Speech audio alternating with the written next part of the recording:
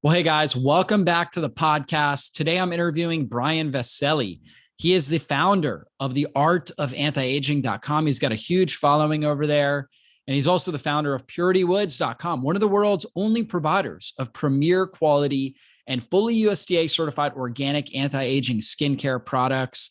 And we're going to talk about the problems with modern cosmetics and how these cosmetics that we're putting on our skin, these personal hygiene products, makeups, moisturizers, how they're loaded with chemicals and toxins. In fact, the average woman applies 168 chemicals to their body every single day. Most of these have not been fully tested.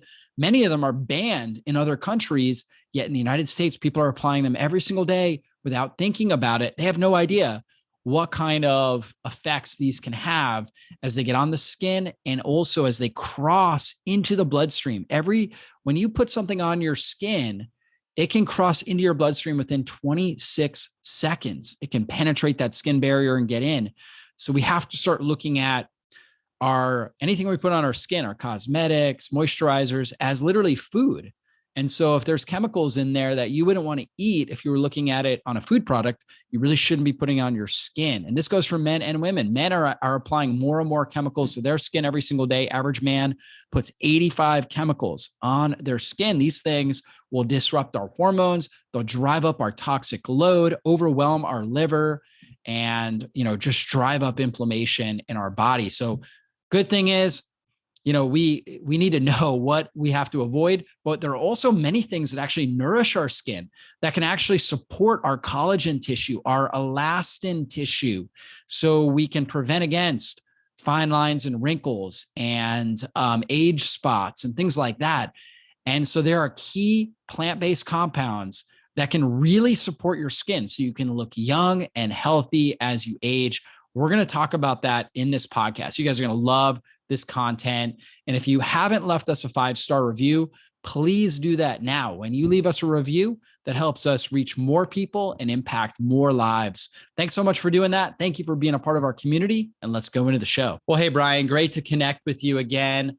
And I'm really glad we're able to do this interview here. I know for over 20 years, you've been a leading natural health advocate and researcher. You've worked with a lot of different big organizations in the health space and a lot of the top doctors. And now you've built the Art of Anti-Aging into one of the most popular and trusted anti-aging and longevity organizations in the world. And you built, this great product, Purity Woods, something that I use, my wife uses on our skin. And it's a go-to source for organic anti-aging skincare. You could have taken many paths. And in other words, your story is really interesting. You've done a lot of things. How did you end up becoming a leading voice for shifting the mindset and conversation about anti-aging and longevity? Yeah, that's a big question. I appreciate you asking it. First of all, excited to be here and share some good insights today that a lot of people don't realize to the extent that, in my view and what I've seen, they need to. But my story, let me try to give you the short version of that, because I can go on with the longer version of that. So the short version is I'm currently 52, and you can kind of roughly cut my life into the first half was a really rough half of life. I grew up inner city Chicago. I lost friends to gangs. I had an assortment of other challenges, but the biggest challenge of all was that, well, my father was a good man until around my age of 9, and he became severely alcoholic and frankly quite abusive to me and my sister and my mother. And, that's obviously, traumatic experience. And I went through a lot of trauma during that period, as did they. And, as I grew up, he, to his credit, did kick the alcohol, but he was still very angry and bitter inside. He did not deal with a lot of trauma in his own life, tracing way back. And this was at a time when, things like counseling weren't quite, unfortunately, as widely accepted as they are today, right? So he had, his life read like more than any novel could bear almost. He was a spy for the US in World War II and saw things in Germany that he could never repeat. He fell in love with a Russian woman during the war, and then one day she was disappeared and never heard from her again, as he was abused, as it turns out. I found this out later as a child by an aunt. Then older years, man, I can go on with his life, but he lost from his first marriage a half brother that I never really knew when I was only age 3, and he was already divorced, who was hit and killed by a car. Point being, he dealt with a lot, but he didn't deal with it. So he took it out on alcohol, and he took it out on us. To his credit, he kicked that habit, but then he's got a host of diseases and spent really the last 10 years of his life dying. He was in and out of hospitals extensively, and my mother and my sister and I, as I got older, were often right there with him. I witnessed a medical system, frankly, that was inept, and I'll just leave it at that. At this point, that's a whole nother story, but really had my first foray into the medical system as a young man, as a child, and then young man, watching how this medical system was basically experimenting on him with drugs and everything you can imagine. So, and then he died a horrible death, to be honest about it. So there was a lot of trauma inside of me. And then I became a very young father myself. We pushed through. We went to college anyway. I worked full time while going to college full time. But I was, frankly, just to put it out there, depressed, quite angry, had a lot of issues. And the only thing that really, frankly, kept me going and kept me alive, honestly, was powerful women. Powerful women have been instrumental in my life. And in fact, I'm sitting here today, not just alive, but thriving because of powerful women. Certainly my mother, my sister, in later years here, my wife now, powerful teachers in my past that, all happen to be female.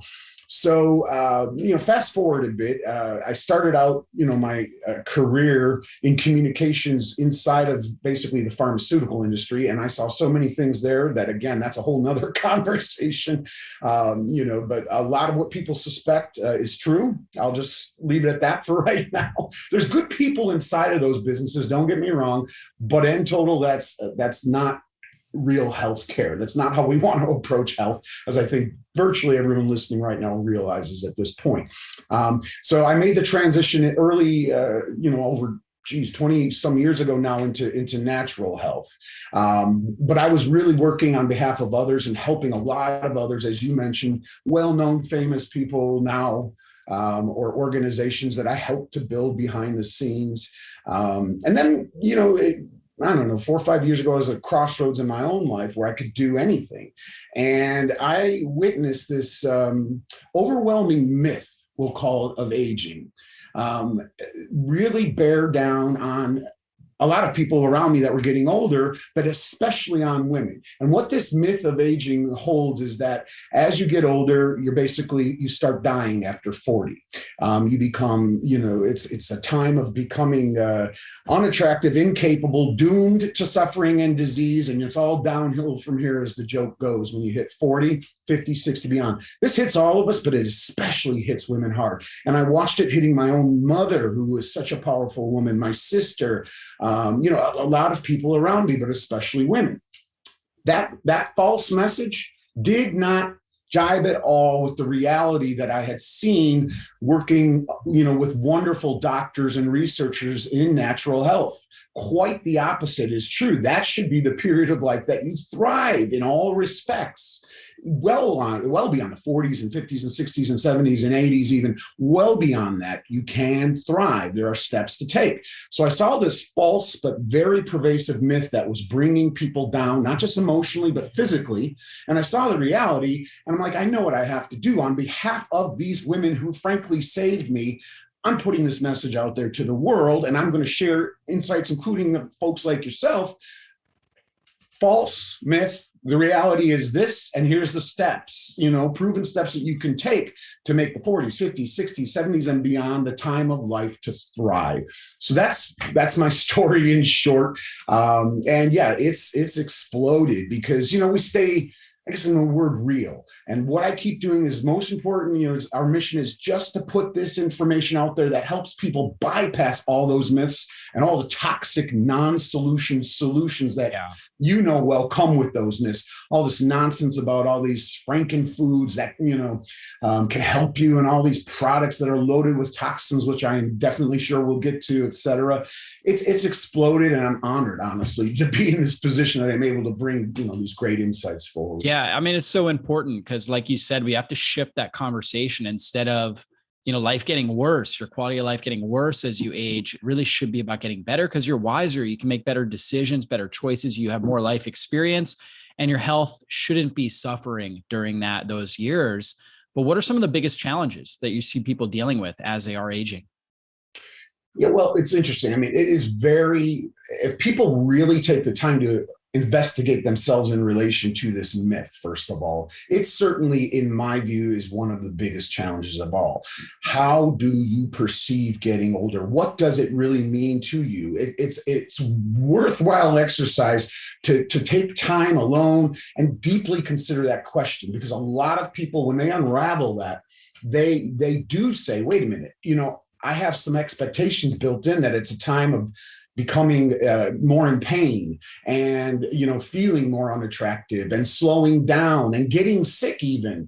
If we have that caught in our brains, the body follows. So the biggest, and it's a pervasive myth, because if you turned on the TV today and you were from a different planet, you would assume that the majority of our population is in their 30s, 20s, and that older people are a joke, because that's really still the pervasive, presentation of aging. It's a very, so number one is bypassing this myth, finding a way to, work through and say, that's not true at all. Like you said, this is a time to thrive. And you can, no matter what condition you're in today, no matter what conditions you may be facing today, as you know well, as certainly most people watching this know well, in many regards, there's so much we can do, to thrive and to make these the best years of your life. So by far, that's the number one barrier to overcome. Now, there's some sub barriers to that are simply a lack of knowledge. And what I've seen is, when I first started out in this, things like eating organic foods, more or cleaner foods, reducing processed foods, that was a joke. When I first started in this, that was for weird people. That was for strange out there folks, granola folks, or whatever you might want to call it. And it was astounding to see that reaction out there. But today, it's far more the norm. People don't realize that the people that were trying to put that on the map 25 whatever years ago were called quacks. Weird, you're overdoing it. And now we see, holy cow, this stuff about excess sugar and excess processed foods is valid, and pesticides in food are not necessarily a good thing. Well, there's a lot of things coming out in recent years that are like that 25 years ago with food. One of them, and this is a big area that most people are not yet enough aware of, is that whatever you put on your skin is food. It's food. It's not anything besides food, because much of it, if the molecules are small enough, it penetrates your skin. And guess what? For whatever those ingredients' purpose is, they're designed to penetrate your skin. Otherwise, they're not doing a darn thing. So much of what you put on your skin is consumed by your body. It's eaten. It's food. People who are super health conscious in the sense of eating the right foods through their mouth are not yet aware of this, as well as, and you put some focus on this as well, the things that you breathe in. In a sense, that's food too. The question is, what do I allow into my body, and what do I try to keep out? Anything you allow in is, in a sense, food. The body's doing something with it. That something is either going to be positive or mildly to excessively negative. And it's important to realize that. And so a lot of people obviously got the message about eating, and we have, vague differences, I guess we'll call them. Some people, are about more meat. Some people are about less meat. Those things will get worked out over time. But so many people today have gotten the message. Unfortunately, many people have not yet, but so many people have on food. But we're only at the forefront of really educating people on everything else that they consume matters. This also, by the way, I don't want to go off on that tangent too much, but goes for the emotional things that we consume. What are you choosing to consume when you watch TV or on the internet? Now, I'd say people watching this are making a good choice, because they could instead be consuming some nonsense that riles them up and feeds them in a negative way. So that's a little side tangent. But again, again, that's to me, when we get down to more specifics, the question is, what are you consuming? And I see so many people making big mistakes in the area of what they're putting on their body. Yeah, so important. Now, when we think about inflammation in our body, we think about the 3 T's: thoughts, bad thoughts, trauma, so physical or mental, emotional trauma, and then also toxins and how toxins impact our body. And we know that the average woman is putting on something like 168 chemicals on her body, toxic chemicals on her body every single day from cosmetics. And, a lot of men are putting a lot of these toxins on. They say the average man has like 85 chemicals that they're putting on a daily basis. And so what is the problem with these toxins? I know that you've done a lot of research when it comes to modern cosmetics, and you found that these are some of the most notorious toxins when it comes to driving up inflammation and causing unwanted health problems. So let's dive into that a little deeper. Yeah, that's great. There's a great statistic you brought up too. Yeah, the average woman today uses 12 personal care / cosmetic products daily. Now, when I say that, I hear a lot of women say, man, that's not a lot. I use a lot more than that. And then there's some that use less, but so it's an average of 12. Yes, men are climbing up in that category as well. And indeed, you're right. It's about 168 different chemicals contained in those products. Now, listen, everything if we remember our high school chemistry, everything is a chemical, really. The question is, what kind of chemicals?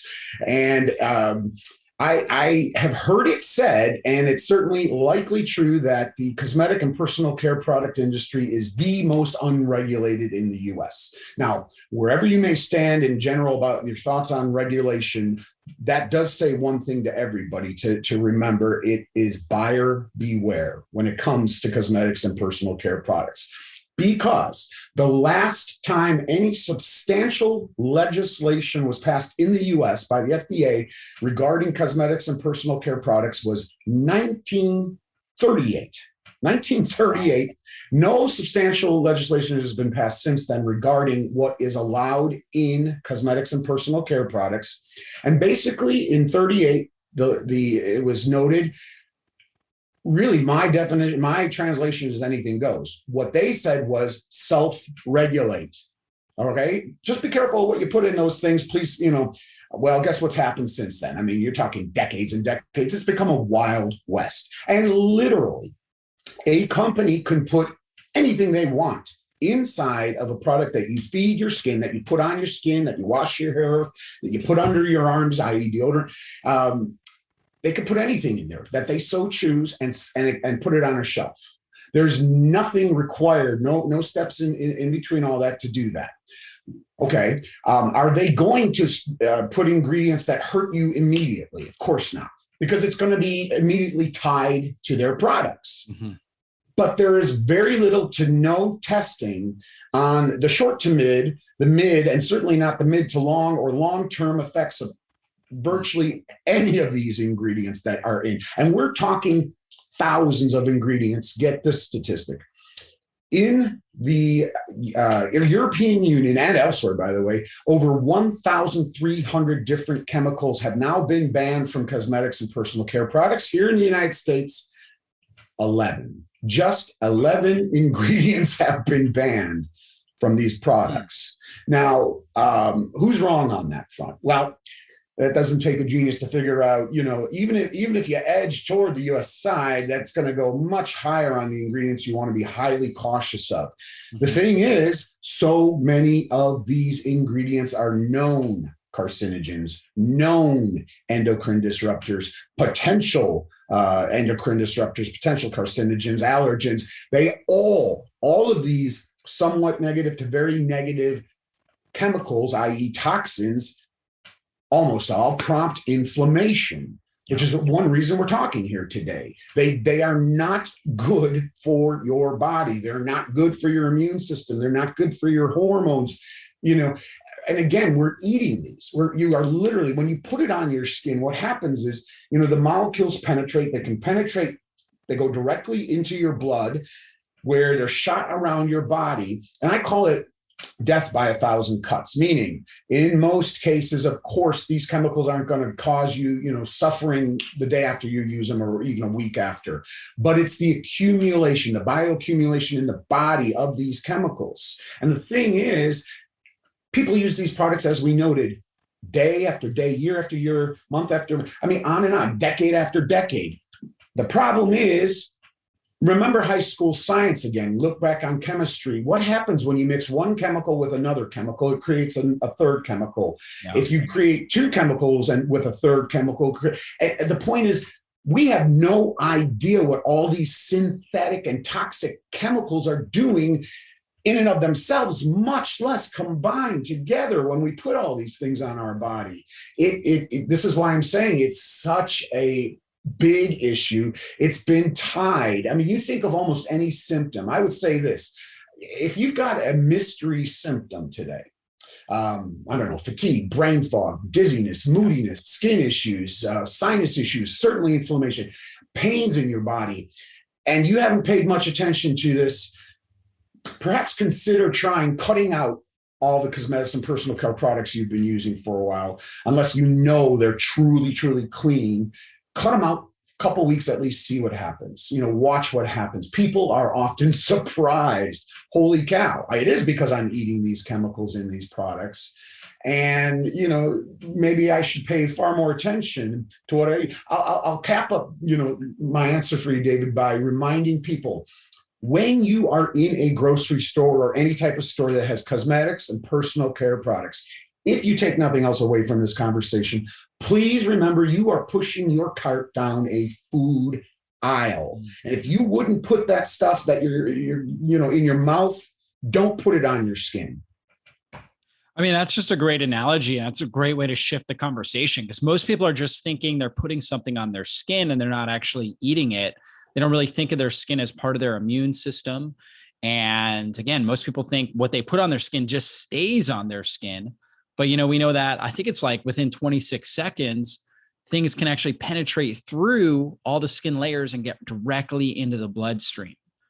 And I think it's so important people understand that. So when we're putting on these chemicals that, like you said, we wouldn't normally eat, like if this was in, if there was a food product and it had, all of these, toxic chemicals, formaldehyde and, polyethylene glycol and things like that, you wouldn't eat it, especially if you're into health, right? If you're somebody that looks at labels of the food that you eat, like I would imagine most of my listeners, I hope most of my listeners are doing, you wouldn't eat stuff like that. So you have to remember what you put on your skin. It's like food and it can go right into your system. And I'll tell you, Brian, I don't even go near like the kind of cosmetic section, particularly because I can smell it like 3 aisles away.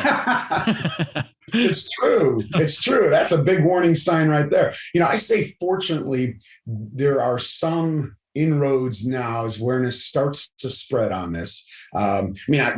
Listen, full disclosure, as you mentioned, I have a skincare company. The reason I have a skincare company, I did not plan on having a skincare company 5-6 years ago, was because I couldn't find truly USDA certified organic products that I needed.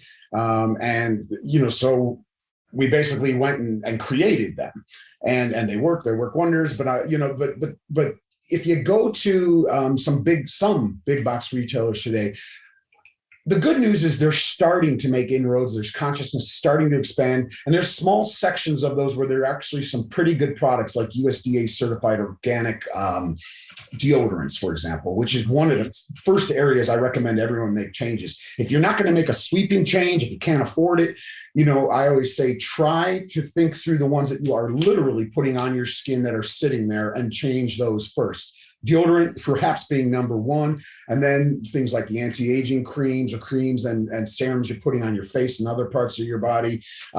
If you can only make step-by-step changes, the ones you are applying directly should come first, in my view, from what I've seen in all my research. And then you move into things like shampoos.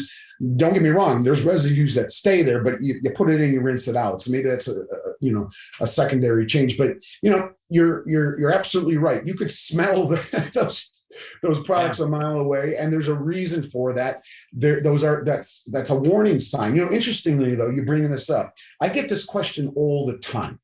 What are the worst ones? I know people love lists of the top 10, worst ingredients to avoid, et cetera, et cetera.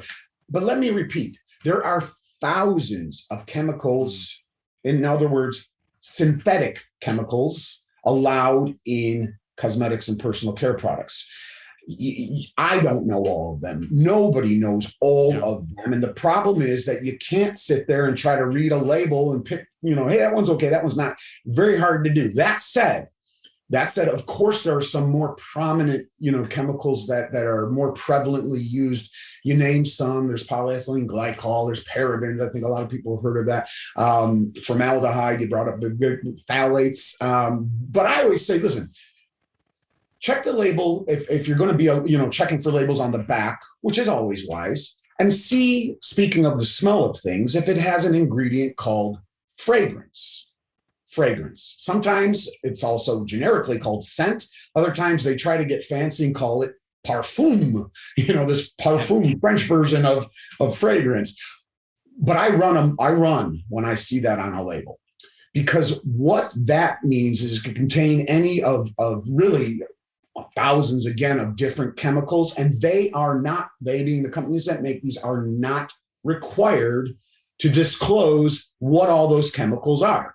And obviously, as the name implies, they give, these products their smells, their fakey nice smells that so many people have gotten used to, and so many people have, frankly, erroneously associated with, effectiveness, are all these fakey smells, right? They give those products their smells. Why are they not required to disclose all of the ingredients that they crop underneath this, this fragrance term? Because it's considered a trade secret of how they get that smell. So they don't have to disclose it. But the EWG and many, multiple other organizations have broken these down and found all kinds of nasty, inflammation-provoking, potentially, carcinogenic, potentially or truly endocrine-disrupting chemicals in that. So when I look on a label, if I don't see USDA certified organic on front, and I have to consider that product or some other designation that I have relative trust in, and I still man, there's some good things about this. I turn around, I see fragrance, back on the shelf, and run. Well, I don't literally run, but in my mind, I run. Yeah, no, absolutely. And you've mentioned this term endocrine disrupting. And so for people that, maybe not be familiar with that terminology, that means they disrupt your hormones, right? We know hormones are basically what tell your cells, what to do, how to grow, how to create energy, right? And things like that. And particularly when we look at these sort of endocrine disruptors, they really impact sex hormone production, particularly, for females, estrogen. They tend to cause estrogen dominance, been linked to things like breast cancer, ovarian, uterine cancer, because they send these kind of messages to the cells. To estrogen is a growth. It tells the cells to grow. And it's like, basically, when we put these things in our system and we don't detoxify them, they're constantly bombarding the cells with this message of growth. And if we're growing too much, right, we're going to end up with tumors and things like that. So uterine, ovarian cancer. For men, oftentimes colon cancer, prostate cancer can be related to an overabundance of these types of chemicals. And you mentioned like parabens. That's kind of a big, kind of classification for these xenoestrogens, or these estrogen, these hormone disruptors, right, that we're talking about. And so we've got to get these things out of our systems. We really need to start cleaning up what we're putting in our body and what we're putting on our body, and looking at that as the same, kind of like what you were saying here. Yeah. Now, what are some things, because, there are people out there that are like, I don't put anything on my skin. But, our skin is constantly exposed to the elements, right? Whether it's UV radiation, whether it's, different microbes that may be impacting it, other oxidative elements that could be impacting it. So what are, obviously, as people age, they start to notice, people that are young notice signs of skin inflammation like acne, eczema, rashes sometimes if they're not taking good care of themselves. But oftentimes people get even more focused on, doing things to help improve their skin as they get older. What are some of the things that happen to our skin, right? That cause it to have kind of some of the classical aging signs? Yeah, great question. And, first of all, let me note or accentuate something you did bring up about the immune system, right? Your skin is your largest organ. A lot of people don't remember it's an organ in your body. Imagine putting chemicals on any other organ in your body. I don't think, you would readily experiment on your kidney or your liver or your heart, or, but people are experimenting all the time on their skin with things. Don't do that. It's a key part of your immune system. It's the front line. In fact, it does the most work for your immune system, keeping everything, that possibly can out. So when we're, by the way, putting all these chemicals on our skin, you're decreasing your skin's, let's put this in powerful layman's terms, I hope, you're decreasing your skin's ability to do its job. Because now it's fighting all of that, and it can't fight everything else it's supposed to fight. All right. So it's it's like, here's an army and it's supposed to do its work, but you're distracting that army with a bunch of other things it has to fight, so it can't protect you as much as it needs to do so. So that's important to note. Now, with, there are natural things that happen, obviously, with age, but lifestyle choices, especially modern today, really push that envelope forward for most people. Things we did in our youth, unfortunately, we can't shake them all off. And there's things like, again, I'm 52, and I remember when I was young that, people were putting baby oil on their skin to get suntans, kind of asking for trouble, but we didn't know it necessarily as much as we do today back then. And there's, diet, obviously, kudos to everyone for the food that you're putting in your mouth and eating, trying to make positive changes there. But 5, 10, 15, 20 years ago, if you ate, garbage, the good news is there's a lot of positive change that you can make now, but still, those have their impact on choices, these choices we made on what we eat, our skin today, for example, and other lifestyle choices, plus non-choices. No matter how much we consciously try to reduce toxins, and there's so much you can do, there's no such thing as zero, right? And unfortunately, in the world around us, in the air around us, inside our homes and beyond, there's environmental toxins, which is all the more reason to make the changes where you can. So your skin's, bombarded with that as well. It's what it's supposed to be fighting off. So all those things do have an impact on your skin. Now, I like to break it down. I can get real geeky on this. I won't. I'll get only semi-geeky on this for you. There are 3 key factors, really, when we're talking about the appearance of skin, but beyond that, also, the health of skin. By the way, there's a microbiome on your skin. There's bacteria, good bacteria that live there. Again, all these ingredients, these synthetics, are not good food for those bacteria that are trying to help you and they're a part of that immune system.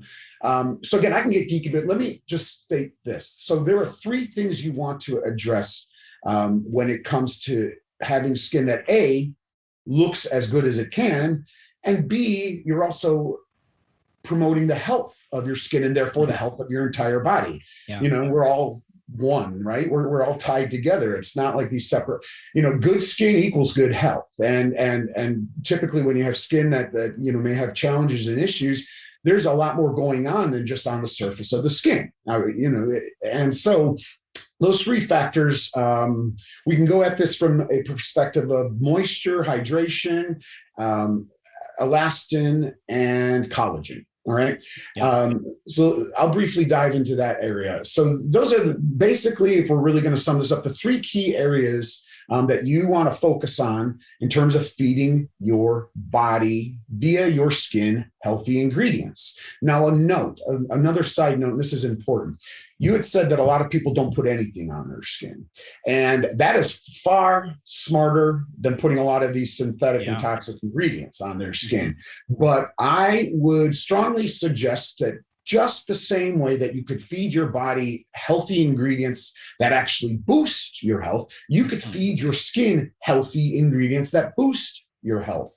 Now, I've got a little theory on this I'd like to share, and I've seen some literature on this in the research, but I think it's going to be a more burgeoning area. But think about most of human history, whatever your perspective is, this is just a tiny sliver where we've lived inside houses so much and spent 90% of our lives indoors.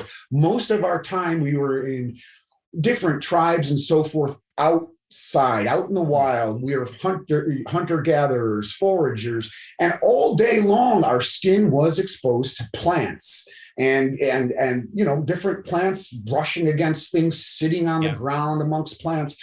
We are tuned, to feed our body ingredients from nature and plants around us, because we spent most of our lives outside during the daylight hours. Nowadays we don't. So I do hear, there's some theories, don't use anything on your skin. Again, better than synthetics. But I would suggest that the same way feeding your body really healthy ingredients through your mouth, you're going to want to focus on feeding your skin some healthy ingredients. So there are ingredients out there, and they're natural, they're plants, basically. There are ingredients out there, and there's quite a range of them that are tremendously beneficial for your skin, particularly if we're going to focus on it the way I put the spotlight, for your hydration, for your collagen, and for your elastin. So hydration is kind of self-explanatory. You want moisture, in your skin. You don't want dry skin. That leads to old-looking skin in its own way. You want to keep your skin in there, which the first and foremost way, by the way, is drink lots of water. But you also want to hydrate your skin from the outside in, right? But let's focus on collagen and elastin. So there's been a lot of focus, including, from folks like you, about collagen, and rightfully so. Collagen does so many different things in the body, and it's a protein, it's a key protein, for the skin as well. Elastin has not gotten as much focus yet, but it needs the same amount of focus.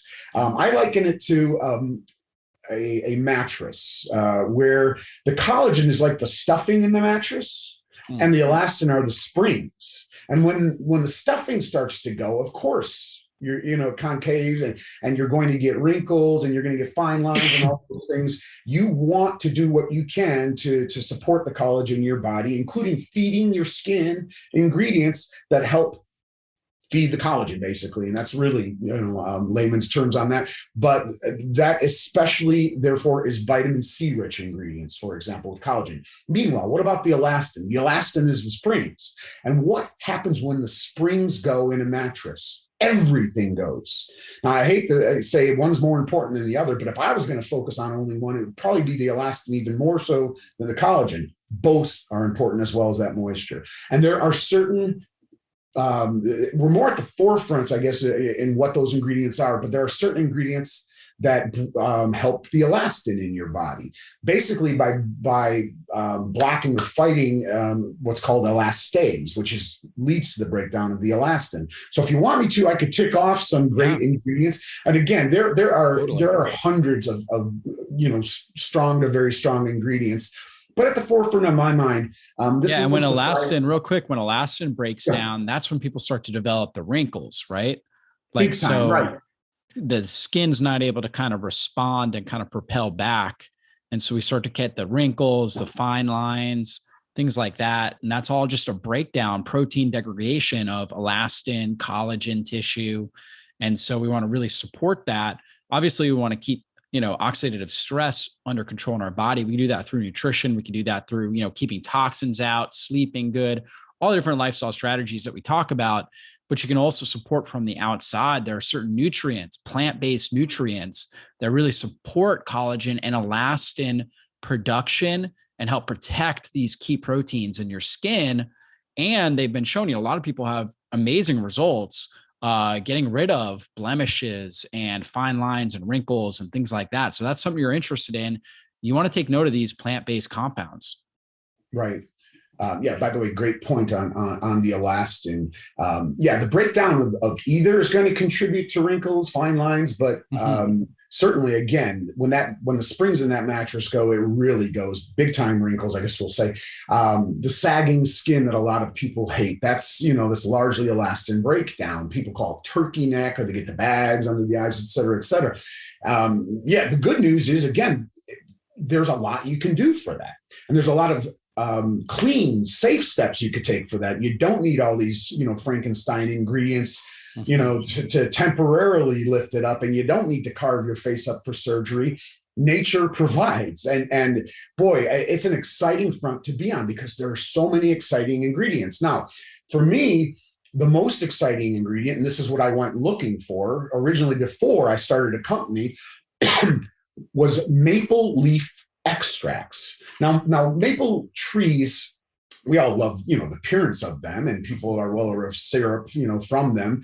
Many people don't realize, Native American, various cultures, they really cherish these trees for a whole host of different health, and wellness reasons. Well, it turns out, a study done in 2018 at I believe it was University of Rhode Island, that maple leaf extract contains compounds, including some unique compounds that are not found elsewhere yet, at least in nature, that can block elastase. Mm-hmm.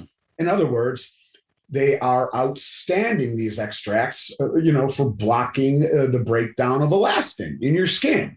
So that, to me, is one of the most exciting ingredients in years, because it's not one that folks have really heard about, including this folk, before. And as far as I have seen, it's the most powerful ingredient for the elastin side of the equation so far. And again, more and more is going to come out of this. It's an exciting time to be studying plants and plant-based, ingredients toward this end. Now, again, I want to note that on the collagen side, very important to address that.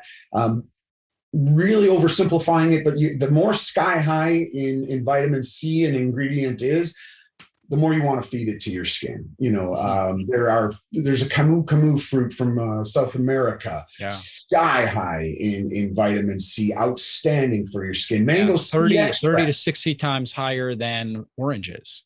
Right. Exactly. Yeah, your stuff too.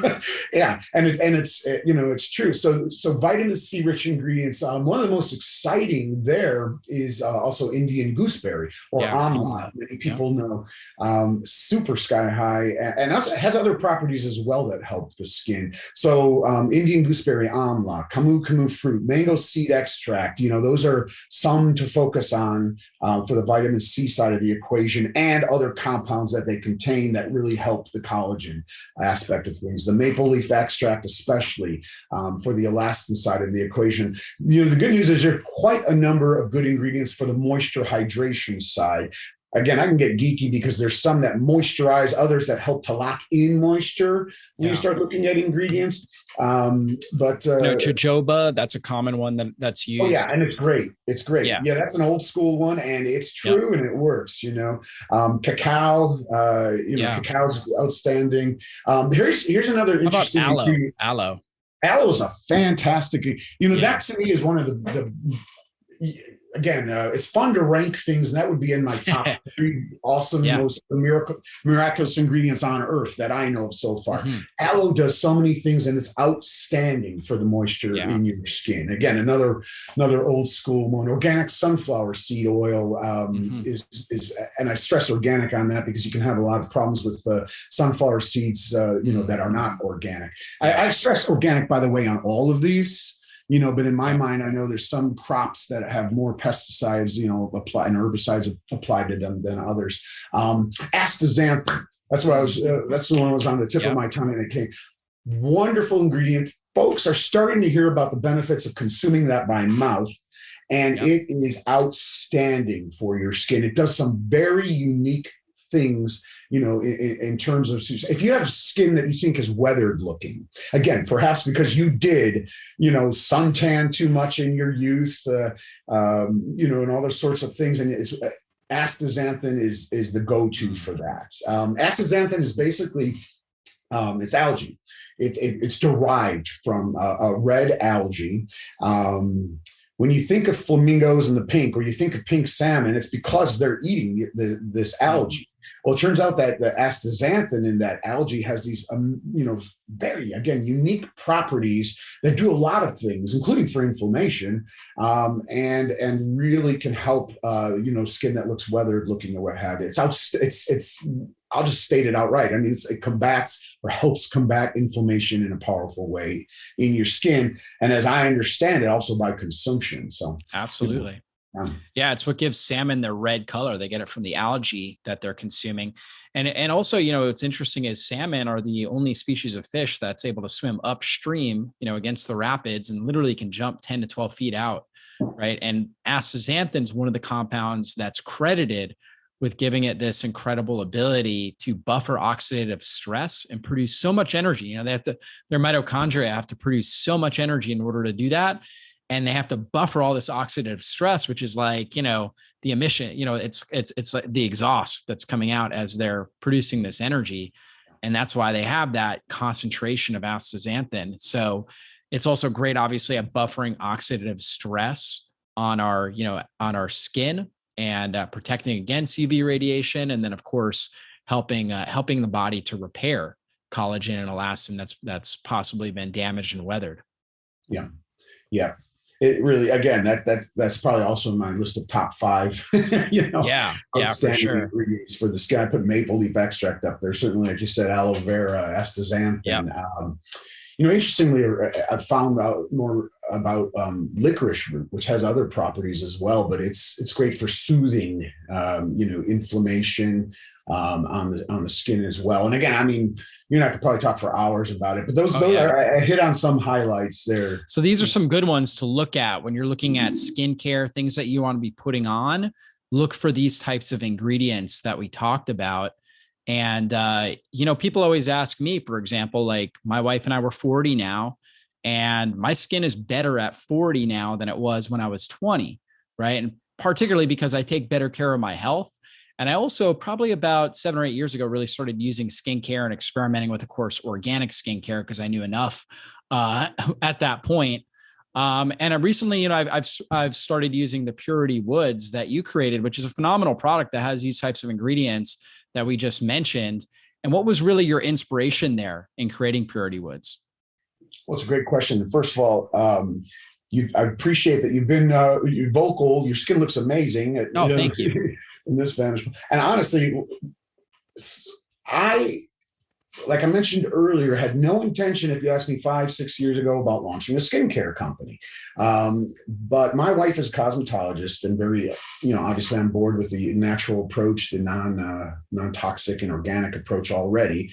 And she and I almost simultaneously noted that we had, at that point, some rather harsh crow's feet, as they call them, around our eyes, and I had, again, I'm 20 some years, I've already been in natural health. I'm a plant-based geek in terms of ingredients and researching all this stuff. I love it, and so I already knew in my mind, and I had seen, for various compounds out there, I knew what I was looking for. I knew what I wanted in a product, and I knew what I didn't want. I knew I wanted certified organic, not some company calling itself organic. And I would advocate people be very cautious of that, or paraben free. When you see something in their marketing or on the label, be careful, because people, these companies can say anything. That could mean, if they say organic, that can mean one organic ingredient. You turn it around and you see 15 synthetic ingredients amongst one organic or 2 organic ingredients. Try to look for independent verifications like USDA certified when it comes especially to skin products. If you're in other countries, EcoCert in France and other, European countries is a similar approach. Anyway, so I went looking for a product that contains ingredients that I knew would be strong to help with these fine lines and wrinkles around my eyes that I was getting, and that was clean. And I couldn't find it. That's the long story short. My wife and I could not find it. I found, like I said, a few other good products that do other things, but not for the face. And I'm like, man, so you get where this is going. We worked with these formulators, in Canada, who are outstanding and brilliant. And long story short, we created the product for ourselves originally. We were the first customer, so to speak. Mm-hmm. It worked phenomenally well. So, I had a large following for, healthy aging and longevity information. And it was almost to me like unjust. I'm like, you know what? I want to put this out there. And that, long story short, is the age-defying dream cream. That's our signature product today. Now we've got, since that time, we don't have a wide swath of products. When you go to Purity Woods, you'll see, I think, 5, because it's not easy, to be honest, to create truly clean, USDA certified organic products. What USDA certified means, in a nutshell, is it's not me and nobody in my company saying it's organic. We have to go through independent steps. Mm-hmm. And there's steps that even from growing the ingredients in the ground, there's no pesticides, herbicides, et cetera. There's no toxins at any point in the process. None of the ingredients are fake toxic. It's And it's not easy expensive to for do. the farmers and whatnot to get that certification Yeah. too. Yeah, it's a painstaking process, but nonetheless, we've got 5 exceptional products that you'll see there. I mean, I as particular as make sure these things contain. There's one ingredient for what's stated. This age-defying dream cream, it worked wonders on my own face and my wife's face. All right. So we put that out, the age-defying dream cream. I gave it the only name that I found appropriate because that's the way I felt about it. I've been around products and some really good product launches for decades now, but I have not seen the type of reception and love that product has received. And since then, also the age-defying night cream, which is an outstanding product as well, has also received that kind of reception. Long story short, I mean, because it works and you don't have to worry about these effects that you don't want, all these potential symptoms and problems, from the product. So, yeah. Yeah, that's great. And so guys, you definitely got to check it out. I'll have a link in the show notes, guys, the age defying dream cream. That's something that my wife and I both use, as well as the night cream. Really, really good stuff. And again, if you're out there and you're interested in having your skin age healthier, right? Less fine lines and wrinkles and just better quality to your skin, definitely check this out, because what you're putting on your skin is literally like the food you put on your body. It's going to get in literally as little as 26 seconds, getting into your bloodstream. So you want nutrients that are going to support you, nourish you, not just your skin, but also nourish you on the inside, because they're going to get in there. And, the best product we found at this point is age defying dream cream and night cream. And Brian, just want to acknowledge the great work that you have done. I didn't even know your wife was a cosmetologist. So kind of makes sense that you guys, work together there to try to figure this out. So thanks so much for all the great work that you're doing. Well, back at you. I mean, you've done work, and I appreciate you, giving me this forum to share some insights that I hope have helped people. And once again, thank you so much. You've done so much to help people as well. And I, from my heart, thank you. Awesome. Well, thanks again, Brian. Guys, hopefully you got a lot out of this. Be sure to share it with people that that you care about, particularly people that are concerned about products they're putting on their skin, or people that are just putting on tons and tons of makeup and not even thinking about what it's actually doing to their body. People that want to age more effectively and want to really thrive as they get older. Be sure to share this interview with them. You could literally change and save their life. So thanks so much for doing that. And we'll see you guys in a future interview. Be blessed.